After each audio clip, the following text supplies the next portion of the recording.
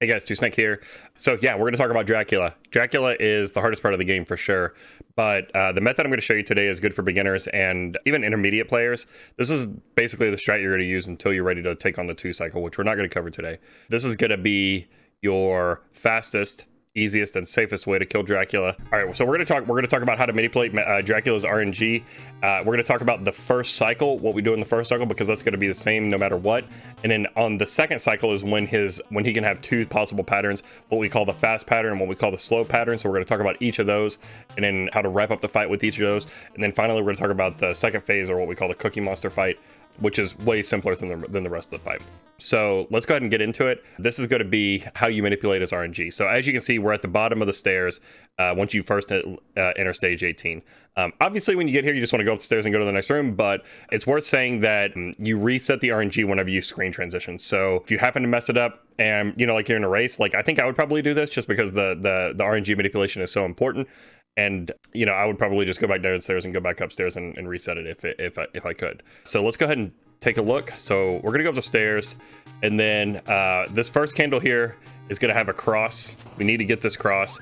And then the essential idea behind the RNG manipulation is as soon as you enter the room, you need to be going left without stopping. So that means falling off of this is going to mess up the RNG.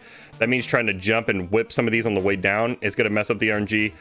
Whenever you break a candle, you want to break it with a whip that you're jumping up with. So let's go ahead and take a look and see what that screen looks like. Jump and get the cross, jump and get the heart, jump and get the heart candle. And then and then we lock in the RNG when these blocks above my head leave the screen. So when we leave the screen, bam, now we can turn around and get into position for the Dracula fight.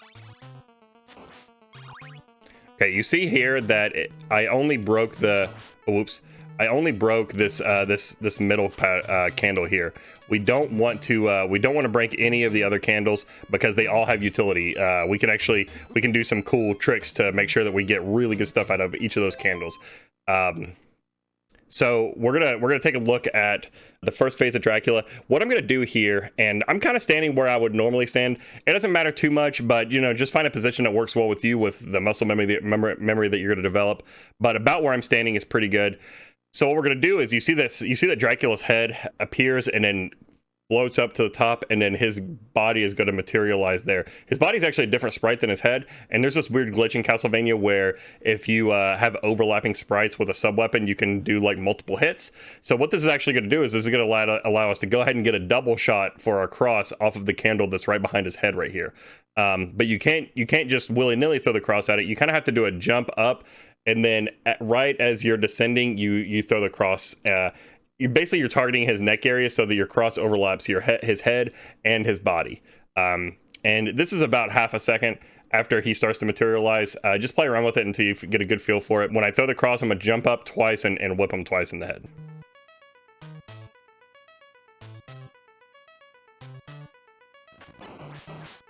Okay, so once we have that figured out, you'll notice that sometimes Dracula will shoot his fireballs up.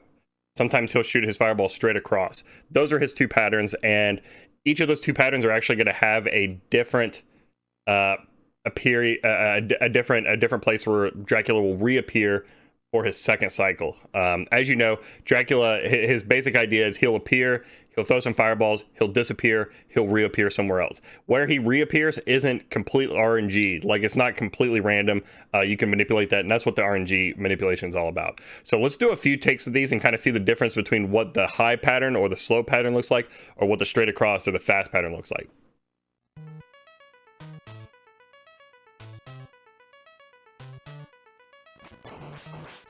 Okay, that's the slow pattern because he shoots up. And I prefer the slow pattern. I think the slow pattern is easier to deal with. Okay, again, slow pattern. All right, that's the fast pattern. You notice with the fast pattern, he just shoots straight across. So let's go ahead and take a look at each of these patterns and kind of pick them apart here. The most important thing after the first cycle is that you want to have not taken a hit, and you want to do 5 damage to Dracula. You see here I've done 5 damage to him. That's not the maximum you can do on the first cycle, but that's the maximum you can reliably do on the first cycle. So that should be your goal. Do all 5 damage, and that's going to make getting Dracula dead in as few as 3 cycles possible. Okay, so this is a slow pattern. With the slow pattern, on his second cycle, he's going to try to rematerialize right on top of you. We can demonstrate that here. We can kind of take advantage of that since we know what he's going to do. What I like to do is I like to walk to the right, pick up the double shot, walk back to the left until my feet are about the coffin, and then walk back to the right again. And that should, he's going to try to rematerialize right on top of me, which is going to place him around the coffin. And then I'm going to try to hit him twice right there. I actually got a critical hit right there. That's a frame perfect trick. But that's what I think that everybody should try to do, is stand pretty close to him, wait for him to open his cape, and then as soon as you see him open his cape, like as fast as you can do it, just roll your finger across, jump and attack as fast as you can. You know, ideally you're pressing attack of the frame after you press jump, you know, so however you need to hold the controller to do that. So again, we're going to walk over. Got the crit again. So basically, you just want to jump and whip, and then wait for him to open his cape, and then jump and whip again. This is going to give you an opportunity for a crit.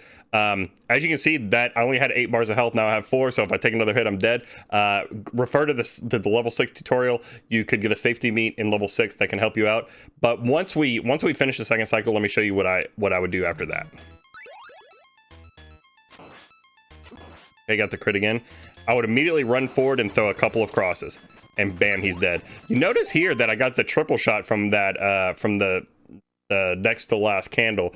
So again, we're kind of taking advantage of these candles. Normally if you'd break that, it'd just be a heart. So that's why you don't want to break it to the beginning, because we can actually force the triple shot to drop here, jump over it, get the holy water, and then double back and pick up the triple shot. So we have a fully loaded holy water, which is going to be great on the second cycle. And that's it. But let's take a look and see what this looks like with the slow pattern without getting the crit, because you're probably going to need 5 or maybe even 6 cycles to kill Dracula.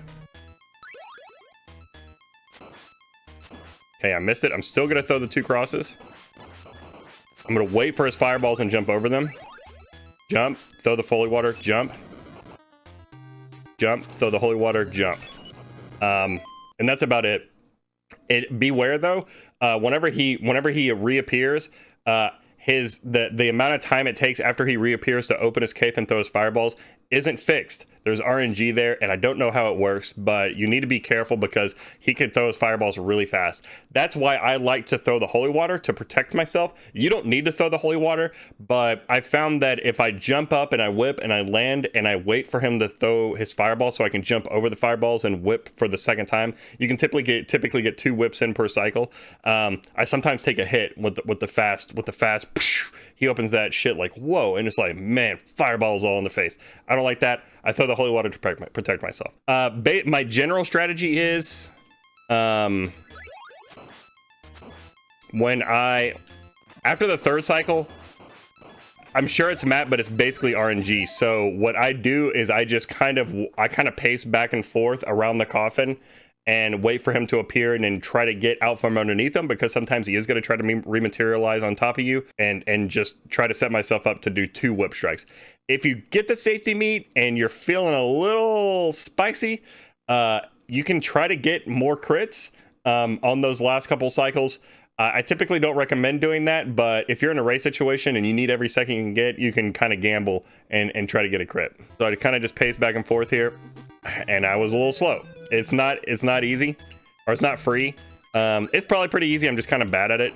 I think besides getting that first, so cycle 1, 2, and 3, it's all going to be scripted. Get that down. Make sure you have a good understanding of that.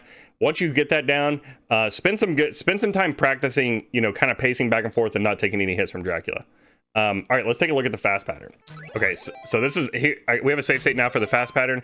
My strategy, when you have the slow pattern, he's going to try to rematerialize right on top of you. When you have the fast pattern, he's going to, if you hang out on the right side of the screen, he's going to rematerialize a few feet to your left, or a few meters to your left. So you want to keep him far away from those candles on the left, because again, you want to use those to get your holy water and your triple shot later. So what I do is when I grab the double shot, I hug the right side of the wall until Simon has taken a couple of steps. And then I move back to the left and I get as close as I can to Dracula so I can try to get a critical hit on him. Yeah, I missed a critical hit. The difference here is, instead of immediately jumping and throwing crosses when I take the knockback, I'm going to do a whip buffer when I'm on the ground. And this just has to do with where he spawns on his third cycle. He's still going to spawn on the left, but it's slightly different. If you try to go right into it, you're going to mess up his spawn position. He's going to wrap around to the other side of the screen.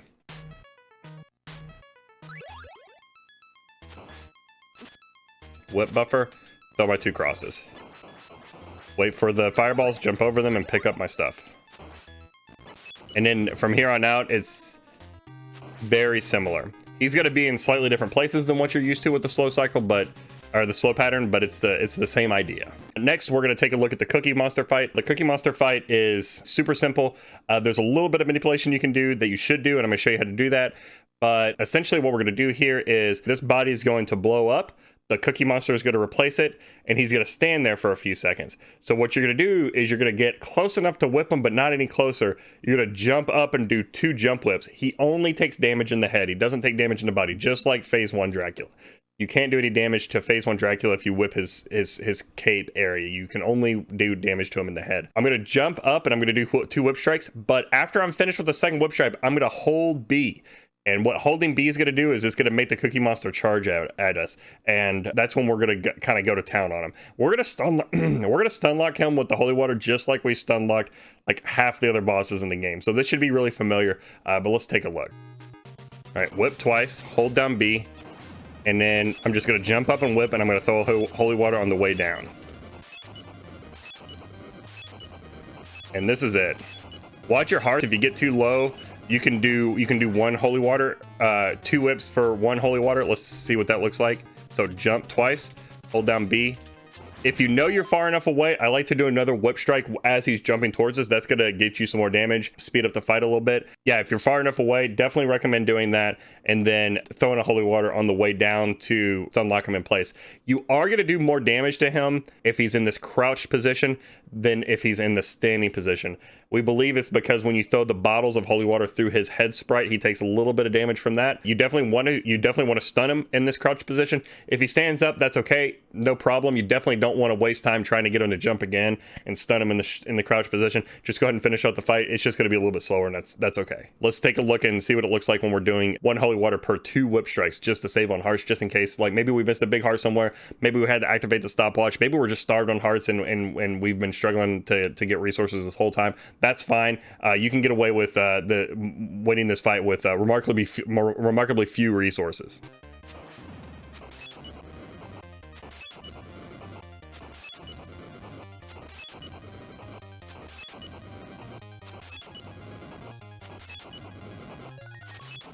And that's it. The last thing I would say is that your most efficient orb grab at the end is going to be stand under the orb, which is where I'm at now. It's not quite in the middle of the coffin, but it's pretty close. And wait for those flames to go out, do 2 whip strikes, and then jump. And that's it. That's going to be the Dracula fight. This fight is going to take a lot of practice. This is a really dangerous fight, even though that this is the safest way to do it. If things go off the rails, it's very easy to die in this fight. It's not unusual to see races, even between top runners, come down to someone winning because the other person accidentally died on the Dracula fight, especially in Phase 1.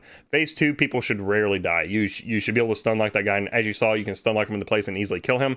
But in Phase 1, it can be a little tough. You know, taking an unexpected fireball hit, or him rematerializing on top of you, and you not anticipating it well, and just him just stepping on you that way. All of this stuff is pretty tough. So definitely spend a good amount of time, a good chunk of time practicing the Dracula fight. I would say that the top 3 things to be practicing in this game are the Dracula fight, number 1 by far, level 3 number 2, and cave skip is going to be number 3. Cave skip is going to be the biggest time save. That's the hardest to do, 2-frame window. But I've got tutorials for all this stuff, so make sure you check those out. They should be linked to the same playlist as this. And let me know if you have any questions. And yeah, good luck.